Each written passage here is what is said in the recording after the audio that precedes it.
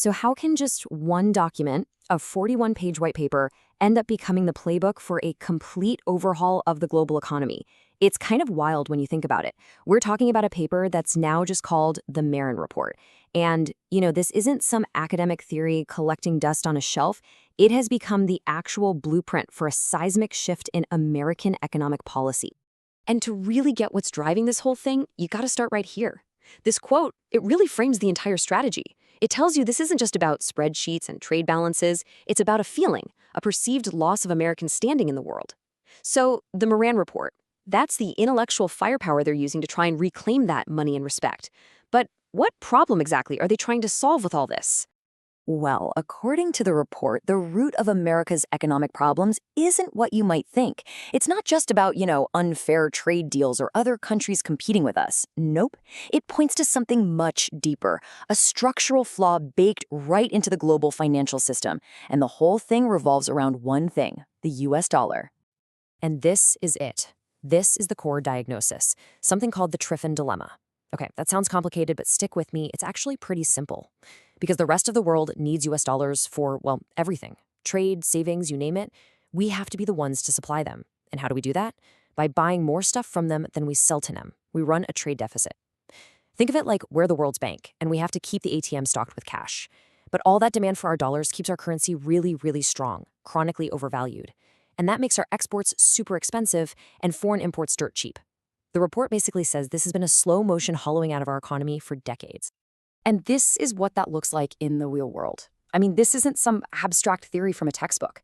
The report argues that the overvalued dollar is a huge reason, maybe the reason, that U.S. manufacturing has just cratered.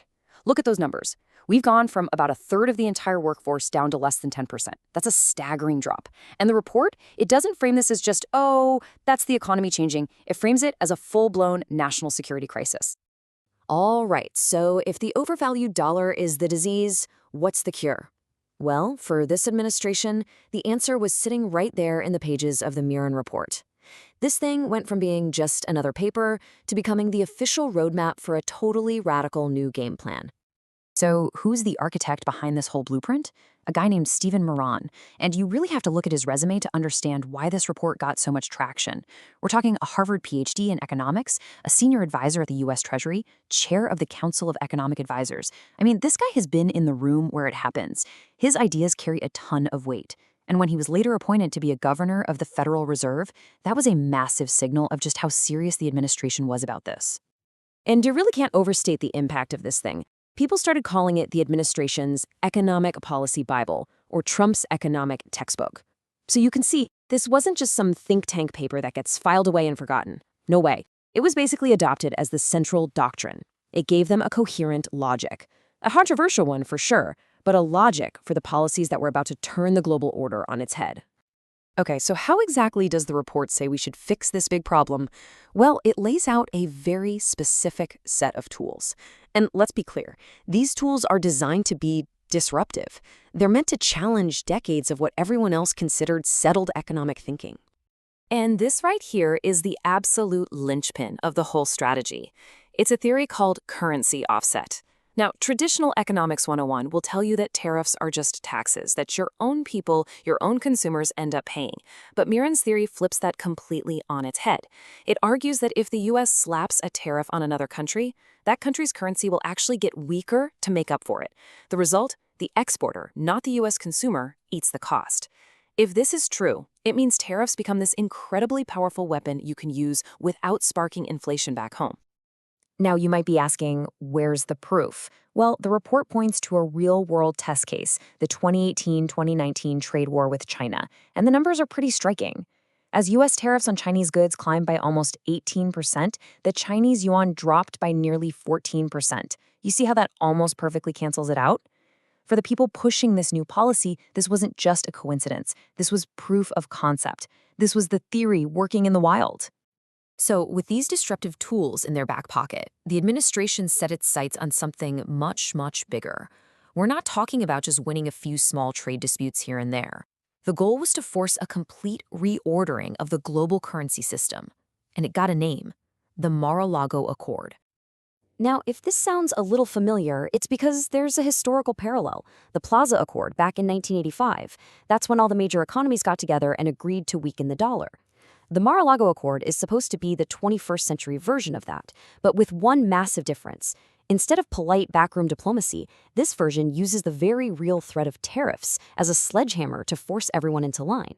And the goal is incredibly specific: devalue the dollar by about 9%, enough to bring American manufacturing roaring back. And the whole plan rests on three big pillars, and they're all connected. Pillar 1, force that currency realignment we just talked about. Pillar 2, get all those foreign countries holding U.S. debt to trade it in for super long-term bonds, which lowers our financial risk. And then Pillar 3, and this one is a bombshell, explicitly tie our national security umbrella to trade. The message is crystal clear. You want the protection of the U.S. military? Then you'd better play by our new economic rules. Now, as you can probably guess, this whole doctrine is a massive departure from pretty much all of mainstream economic thought. And it has drawn a ton of fire from critics who think this entire theory is built on a really flawed and frankly dangerous foundation. This really gets to the heart of the disagreement. It's a fundamental clash of ideas. On one side, you have the Miran Doctrine, which sees tariffs as a precise surgical tool for gaining leverage. On the other, you have the mainstream view, which sees them as a clumsy hammer that just ends up hurting your own economy.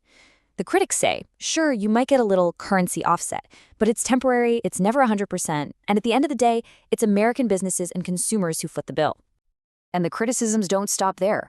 Critics point out what they see as a massive blind spot in the report. It's obsessed with the trade deficit in goods, but totally ignores America's giant surplus in services, which, by the way, is like 80% of our economy. But maybe the most damning critique of all is that this isn't just a new policy. It's a high-stakes gamble that could tear down the entire economic order that's been in place since World War II. The Financial Times even called a strategy a protection racket in the name of protection. But here's the thing. This isn't just a debate happening in university classrooms. This is real. The blueprint from the Miran Report is already being put into action, and it's having huge consequences, both here at home and all around the world. Just look at what happened on the world stage during the Iran crisis in January 2026. The U.S. threatened to hit any nation doing business with Iran with a massive 25% secondary tariff. And we're talking about major partners like China, Turkey, and India. This is a textbook example of the theory in action, using tariffs as a geopolitical weapon to force other countries to pick a side, do business with us or do business with them. And back home, the influence is just as powerful. Stephen Miran's appointment to the Federal Reserve's Board of Governors, that was a total game changer. In his very first meeting, he broke from the pack and voted to lower interest rates. That sent a shockwave through the system. It was seen as a direct challenge to the Fed's independence, an attempt to force monetary policy to line up with the administration's goal of getting a weaker dollar. So, at the end of the day, what we're all watching is a live, high-stakes experiment playing out in real time. So the big question is, what is this? Is the Miran Report a bold, necessary rebalancing of the world order, a way to fix decades of problems and bring back American industry? Or is it a reckless, high-stakes gamble with the entire global economy? The truth is, nobody knows for sure. The answer is being written as we speak.